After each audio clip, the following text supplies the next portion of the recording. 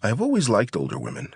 When I was a 7th grader, I had a crush on Veronica, an 8th grader. But she dated only high school guys. Her boyfriend was a sophomore and on the varsity football team. Veronica was the captain of the junior high cheerleaders, and since she liked football players, I joined the junior high team. The coach made me a water boy, and after a couple of games I realized that I should have joined the band. They got to sit and watch the game, and consequently had a good view of the cheerleaders, while I sat on the sidelines watching the other football players. In April, the junior high school held its annual spring dance. I went in hopes of dancing with Veronica, but she wasn't there. Apparently, she only attended high school dances. The following week, the high school would be having its spring dance, and I decided I'd go. I tried to persuade 2 of my best friends, Esteban and Richie, to come with me, but they said the high school students would make fun of us, or worse, beat us up. I told them that we had the right to go to any school dance or activity. Esteban laughed out loud and said, "Hello, we're in junior high. We have no rights." It took my PlayStation to convince them. If they came to the dance, they could borrow the PlayStation for 3 days, or 1 week if we got beat up. I volunteered to walk over to the high school and buy the dance tickets, and my friends said they'd pay me later. The secretary at the front office told me the student council was selling the tickets, and she gave me directions to the room where they met. I walked down the hall feeling as if I didn't belong, but I reminded myself that in a couple of years, I'd walk that hall every day.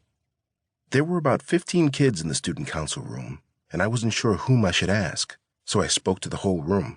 "Excuse me, I'd like to buy 3 tickets for the spring dance," I said. The students all stared at me. There were 2 guys sitting across from each other, playing poker, and one of them spoke up. "Are you in high school?" "No," I said.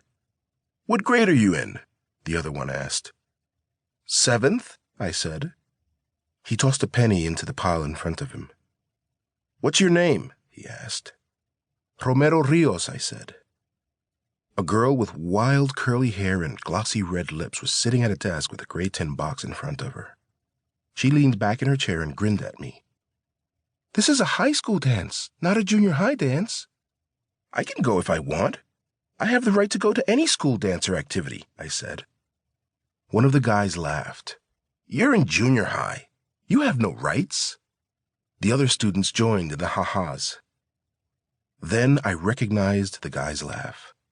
A month earlier, my English teacher had given the class extra credit points for watching the high school drama club rehearse a Shakespeare play. Every time one of the actors messed up a line, the guy who was laughing at me now would jump in and make fun of him. And every time, the actor would throw his arms up and respond with the same sentence. "What is this, the Spanish Inquisition?" Then both guys would shout in unison, "Nobody expects the Spanish Inquisition!" And all the actors would laugh. I didn't get it, but I knew it worked. I threw my arms up. "What is this, the Spanish Inquisition?" I said. The 2 poker players laughed and answered, "Nobody expects the Spanish Inquisition," and they let me buy 3 tickets. The girl with the tin box stood up and put out her hand. "That will be $9 for you and your dates," she said, smiling.